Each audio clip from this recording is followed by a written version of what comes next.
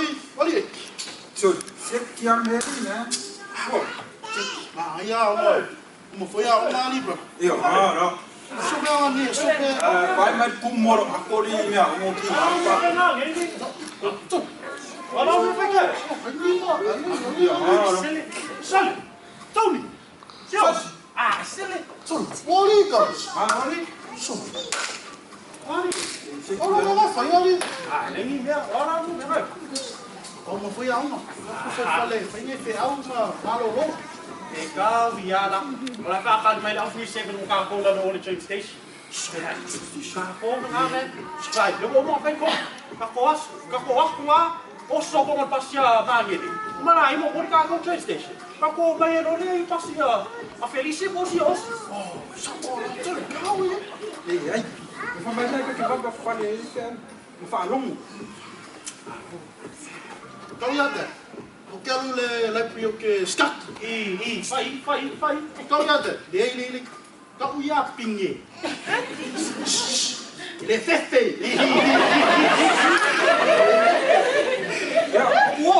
Kom, nee. Oh, kan van. Oh, Faalogo, welkom maar. Oh, kom.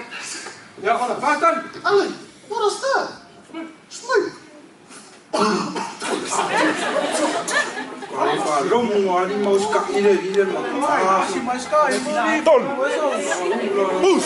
Wat flauw, hè? Ton. Ja, wat maar. Ton. Faalogo. Bro, kom maar, ik hier. Ton. Ton.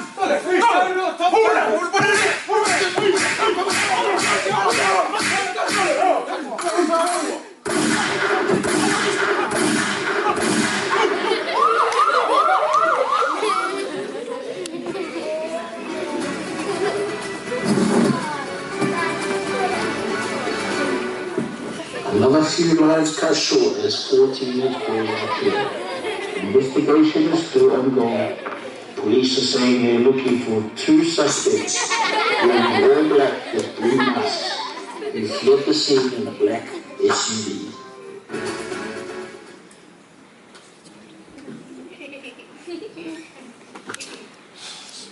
So we on time, mate? I think so. We're on time. Where is this the right address that he gave us? I think Oi! There's the boss! Oi! Morning, sorry. Good evening. See you, bro. Morning. Good afternoon, boss. Morning. What am I on? Leiken. Kau ka poulela. Ei ka ko maluenga ngai aso. Ei nga fia ka ko maluenga. Ah, ela fai mole 2 box. Ele roko ia o Raymond. Ia. Jason. Ioi. Ia, Leiken. Ia ka ko maluenga ngai aso. Fai mo fia. Ela faule scaffold. Não, mesmo scaffold aí, well, mas eu faço um outro povo e é fácil. Daí povo, o uma povo, falava isso povo, papel, pacuchi povo. Ok. É, vou falar uma povo lá, olha, é povo dos dedos. Ok. Ok lá. Felix, Jason. Oi. Oi, mãe. Oi, sorry. Eu velo. Paulo, mano, mas isso povo já. Já, vai. Vai falei com a comando. Vai formar Hey boys. Okay, come on. Yeah. On wheel us. Thank you, boss. Thank you for calling us. This is what we're going to do. We're going to lift the pole there, and we're going to put it over there, okay? Let's lift it. Help me lift it. Yo, yeah. Keep going. Nice, man. Don't worry about your back. Yeah, stop. Put that. Alright. So I'll be back. I'll be back to go toilet. Did you go toilet? Yeah. We just came from home, man. Please, be back.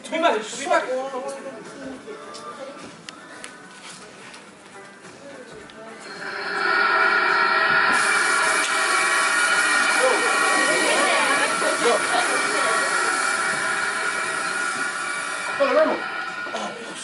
Very silly. Wait for you. No, James. Yeah. Jason. He went to the toilet, boss. Toilet? He went to the toilet. Wow, I know, boss.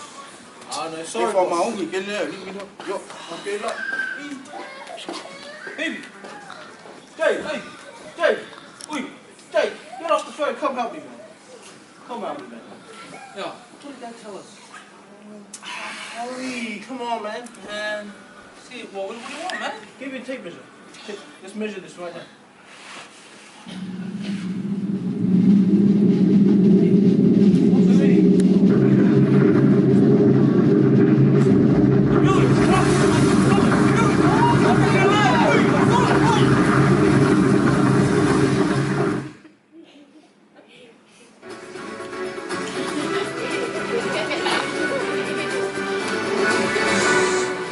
Trapped under this mango nettle lay young Jason and his colleague, aged 28, Raymond Moilili, both still alive.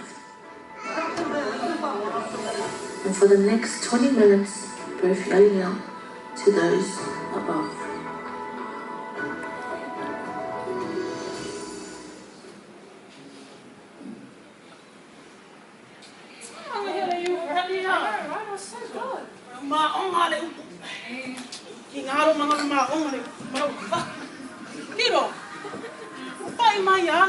look. Yeah. No, I'm here. I call on our main points no more, man. Yeah, tell me. On the Faalogo. Yeah. SKIT. Yeah. And stop the bad habits. Yeah, stop the bad habits. Get on. Call my up. Go. Stop the bad habits now, le. Rapu, hing, layer kau sa ako nga. Umalo. See my foot left go fresh way up. Oh, yeah, man. Hello. Girl! Otto, sissy, where are you? Oh, we just finished church. You finally Hillsong. Yeah. You finally where? Hillsong, be on the city. Which Hillsong? Hillsong, ingay Melbourne. Oh, girl, honest to you, we're just around the corner. What are you up to? We're gonna go bottomless drinks. You know what? Bottomless street. So, my ingay big up. Yeah. Oh, look at my sister here, Seki. No, alright, we're on our way. Oh, yeah, sweet. Go in. Did you not hear what Dad said? We have to call him once we're done. Yeah, like done, go. Say, mo be ya ka done, no, we didn't done. Okay, call it for. Yeah, when you get my daddy here, like go. Yeah, I say, me ale go, say done, le me ale go. Le me ale go. Like, le. Ole la wingo mo ka. Keep calling on me. Every now. Say, stop that bad habit. No, ka. I'll pick out my hand. Oh my God! I told him. Yeah, okay, come on, just come. Right, don't go all up, don't go. Yeah. What? I'm going to go there. Yeah, right, don't go back. We will let him off here. Yeah. What? Me, I'm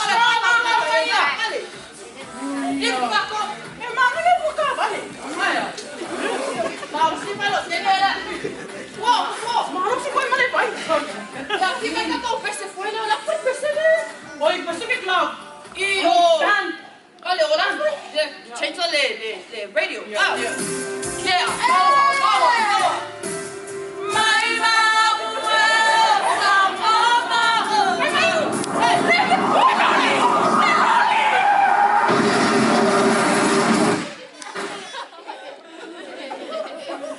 Horrific crash has ended in the deaths of 5 innocent people. Police say a driver, who they believe was impaired, was driving nearly 100 miles per hour on I-35 just after 10 o'clock last night. The car exited and ran through a red light at Lake Street and 2nd Avenue, broadsiding another vehicle. Police say 4 women were killed at the scene. The driver ran, but police were able to track him down and take him into custody. Chief Brian O'Hara briefed the media overnight. A horrific crash.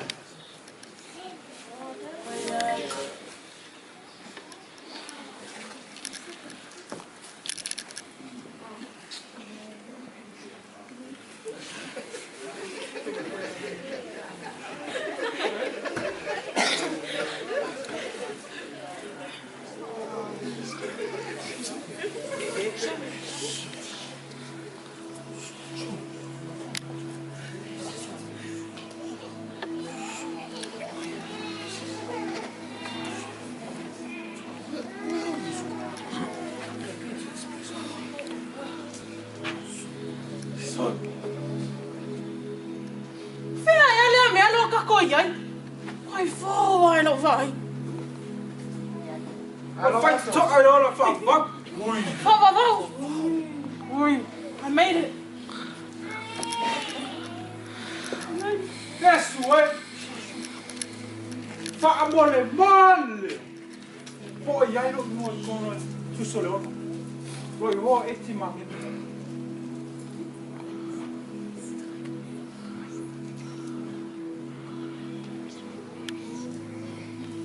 Eti mangele o lo tu sia no no tu so o fale mai o que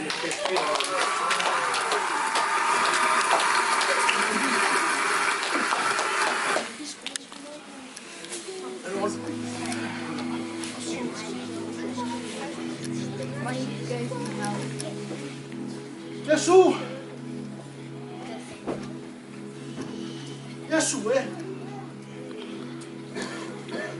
no maliu sa tori kan vario. Na te fa na halo ma sala te kata. O ia ea lo ingoa tusi le ola whakole tu. Lo ingoa. Cyrus mangele. Lo watele I pele.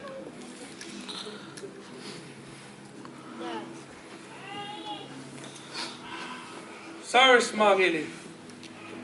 E leo tu sielo e wale tu sielo. Yesu! Au na. Yesu, mole, mole!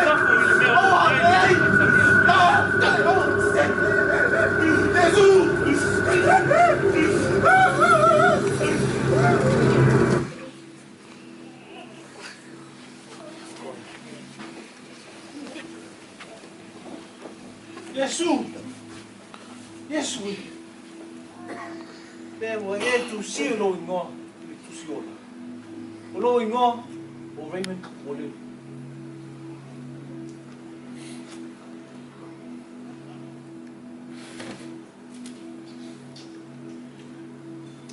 Raymond Moleli, o lo tu sielo e wale tu sielo. O lo fale mai.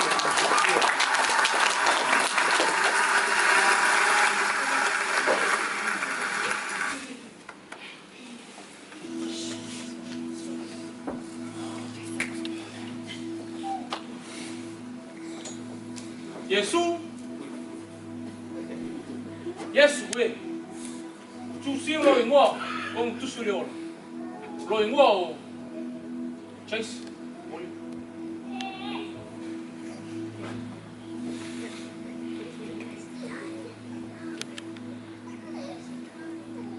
Jason Moleli, e leo tu sielo e ngore tu sielo. Ai, Au na, aua, ave fafo. le ai, le aua, o kawaia, Yesu, o whakaongi, Yesu, Yesu, mai, Yesu.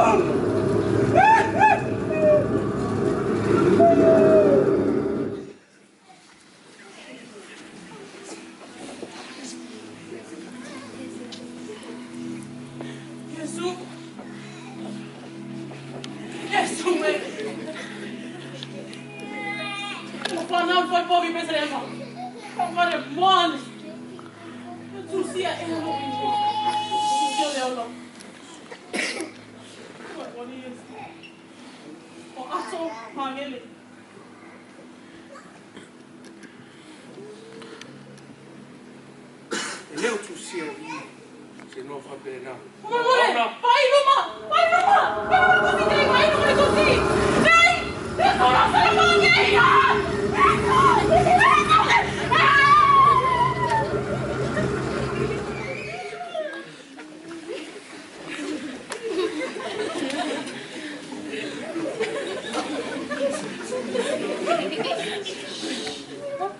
My Lord, Jesus, please tell me if my name is written in that book.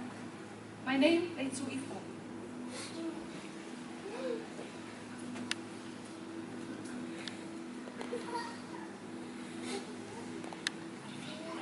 Uifo, your name is in the book. Ulfale mai e fia roa.